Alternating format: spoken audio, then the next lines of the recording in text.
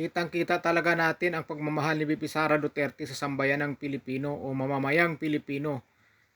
Lahat na ng mga nasawing mga mag-aaral o estudyante ay pinupuntahan ni VP Sara Duterte at nakikiramay sa pamilya. Ganon kabait ang Vice Presidente at siya lang ang nakakagawa ng ganito. Walang ibang gumagawa ng ganito kundi si VP Sara Duterte lang. Si Pangulong Bongbong Marcos, nakita nyo bang pumupunta sa mga estudyante na nasawi? Sa mga pangyayari, di ba, ng mga krimen sa mga eskwelahan. Si VP Sara Duterte lang ang pumupunta at nakikiramay sa pamilya. Ngayon, may bagong balita na naman na may isang mag-aaral o estudyante sa University of Makati na natagpo ang wala ng buhay. Hindi pa natin alam kung ano ang kadahilanan. Binabalita lang yan kanina. Grabe na mga pangyayari ngayon, pero ang nakikita natin si VP Sara Duterte lang talaga ang nagpapakita ng talagang pagmamahal sa mga Pilipino na nawala ng buhay. Pinapakita niya talaga na ayaw niya na may mangyari sa mga kabataan na masama. Ganon ang mga Duterte. Kaya ganon na lang kamahal si Vice President Sara Duterte ng sambayan ng Pilipino, kagaya sa kanyang tatay. Kapag pumunta siya sa ibang bansa, kitang-kita natin talagang dinudumog siya ng tao, napakaraming tao, kagaya nito. Sobrang dami ng tao. Parang si Pangulong Rodrigo Duterte lang na kapag pumunta sa ibang bansa, talagang dinudumog ng tao. Sa mga Duterte lang natin ito makikita dahil nakikita ng mga Pilipino na sila ang totoong nagsiservisyo sa bayan. Sila ang totoong tapat na namuno sa bayan at tapat na nagmamahal sa sambayanang Pilipino. Ang mga Duterte lang talaga at sila ang mga namumunong hindi nagnanakaw. Lahat ng mga pinupukol sa kanila ay yan ay kasinungalingan lang, ay puro paninira lang. Kitang-kita naman po natin sa ating mga mata kung gaano kamahal si VP Sara Duterte ng mga tao. Gayon din si Pangulong Rodrigo Duterte. Makita po talaga natin dito kung gaano sila kamahal ng mga Pilipino. Panoorin nyo itong video na si Pangulong Rodrigo Duterte, talagang tuwang-tuwa yung mga tao, napakaraming tao, makita siya kapag pumunta sa ibang lugar. Ganon din si VP Sara Duterte. Sa kanila lang natin makikita ito na talagang grabe yung init ng suporta at salubong ng mga tao sa kanila. Grabe talaga. Dahil ramdam po talaga ng mga tao kung gaano naglingkod ng tapat ang mga Duterte. Makikita naman po natin sa Davao kung paano umasinso yung Davao sa pamumuno, sa pamamahala ng mga Duterte, di ba? Walang utang. Saan ka makakita ng isang syudad ngayon nga walang utang? Sa Davao makikita mo yan. Wala silang binabayarang utang. Tapos ang bilis nagtaas ng kanilang ekonomiya sa Davao. Mabilis o malakas sila kumita doon dahil maraming mga investors na pumupunta doon para mamuhunan dahil tiwala yung mga investor sa pamamahala o pamumuno ng mga Duterte. Tapat sa serbisyo. Hindi marunong mambulsa ng pera ng kaba ng bayan. Dahil ang mga Duterte galit sa mga taong mapagsamantala sa bayan. Ginagamit ang posisyon para lang yumaman. Pero ang mga Duterte, hindi sila ganyan na pag-uugali. Sila ay galit sa mga taong mapagsamantala at mapaglamang sa sambayanang Pilipino. Ayaw nila yung mga sasali lang sa politika para magpayaman. Ang mga Duterte, yan ang wala sa kaugali nilang ganyan. Sila talaga ang totoong nagsiservisyo at tapat sa bayan. Pero sila ay sinisiraan lang. Pero ang mga tao, kitang-kita na po kung sino talaga ang totoong nagmamahal at nagsiservisyo sa bayan natin, kundi ang mga Duterte. Sila ang tapat mamuno ng bansa natin. Di ba? Kitang-kita naman natin Kitang-kita natin sa panahon ni Pangulong Rodrigo Duterte yung build.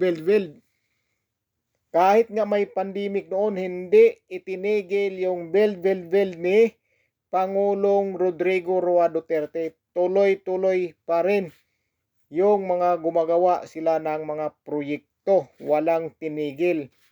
Di ba? Pero kitang-kita ng mga tao ang kaibahan ngayon at saka sa panahon ni Pangulong Rodrigo Duterte. Kitang-kita talaga. Biruin mo naman ngayon, no? Kitang-kita natin, no? Pag si VP Sara Duterte pumunta sa ibang bansa, grabe dinudumog ng tao, tuwang-tuwa yung mga tao, makapag-selfie, makapag-picture, makipagkamay.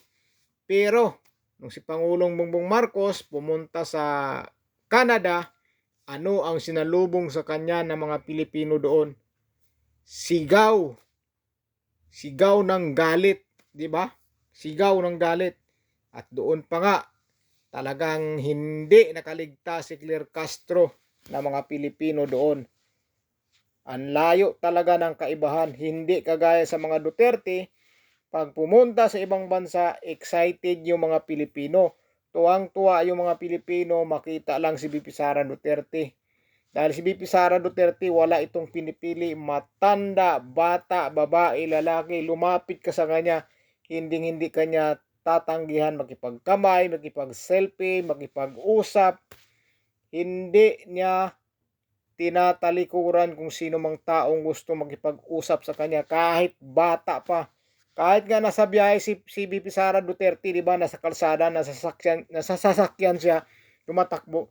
Pag nakita niya na may kumakaway na mga tao, hihinto talaga at makipaghalubilo, makipag-usap kung ano ang nangyari, kinukumusta niya yung mga tao. Kahit mga bata lang may nakita kayong video, di ba? Mga bata, sinisigawan lang si VP Sara Duterte, kinakawayan habang tumatakbo yung sasakyan niya. Talagang hinihintuan ni VP Sara Duterte at kinausap yung mga bata at binigyan pa kanya ng chocolate, di ba? Ganon kabait si VP Sara Duterte, nirerespeto niya, minahal niya ang mga bawat Pilipino. Kaya pag tuwing nasa biyahe siya at may mga kumakaway sa kanya, talagang hinihintuan nila yan. Hinihintuan ng sasakyan para bumaba si VP Sara Duterte at pupuntahan o haharapin yung mga taong nagmamahal na kumakaway sa kanya. Kaya dito talaga ako bilib na bilib kay VP Sara Duterte. Talagang sobrang simple, walang kaartihan. Kitang-kita mo naman yan. May nakita ka bang mga alas na kasuotan yan, di ba? Wala kang makitang mga alas na kasuotan ni VP Sara Duterte. Lagi lang yan naka polo shirt, t-shirt, pantalon. Hindi mo makitang sumusuot ng talagang napaka magarang na kasuotan. Kaya hindi ka mahiyang lumapit At hindi ka talaga mapapahiya kung lalapit ka sa kanya dahil talagang haharapin at harapin ka niya. Yan si VP Sara Duterte. Siya ang tanging nag-iisang ganyan ang pag-uugali na ganun kabait, manang-mana sa tatay na si Pangulong Rodrigo Roa Duterte. Ganito sila ka bait na pamilya. Walang halong kaartihan.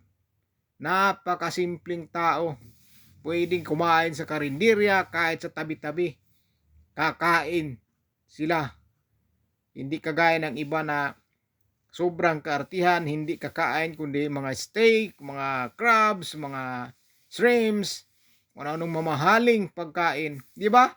Marami na rin nagkukwento sa Malacanang noon sa panahon ni Pangulong Rodrigo Duterte na ang ulam nila isda, sabaw, may gulay. Pero sa ngayon, nakikita mo, party-party. Di ba?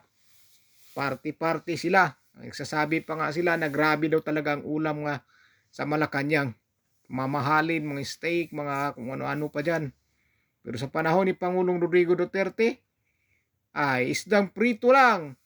Tapos may gulay, may munggo, ayos na, may sabaw. Ganun lang. Tapos alam nyo ba yung dati yung pinamirinda niya ng mga sa bisita niya? kung ano pinamirinda niya. Wala, mga kakanin lang kung ano-ano diyan na makain ng kain ng pagkain ng masa, pangmerienda ng masa. Yun lang. Pero ngayon, makita niyo po kaya yung mga ganyan ngayon? Hindi na. Dahil sila napakasimpleng buhay lang. Lumaki silang hindi maarte. Talagang lumaki sila na simpleng buhay lang. Parang buhay ordinaryong Pilipino lang na namumuhay. Makakain 3 beses ang araw. Kung anong ulam, kung anong pagkain niya lang, okay na. Hindi na naghahanap na kung ano man ang napakasarap na pagkain. Kaya dito ako bilib na bilib sa mga Duterte. 'Di ba? Hindi kagaya ngayon na mayroon namang isang diyan, senador na talagang nakakabudol din na ang akala natin matulungin sa mga mahihirap, maganda ang puso, pero yun naman pala, iba pala ang nasa loob. Pero si VP Sara Duterte, kung ano man ang panlabas na anyo, ganun din ang panloob na anyo niya. Walang ibahan. Talagang mahal niya ang sambayanang Pilipino at siya lang ang katangi-tanging Vice Presidente na ganito ka tindi magmahal o totoong magserbisyo sa mga Pilipino.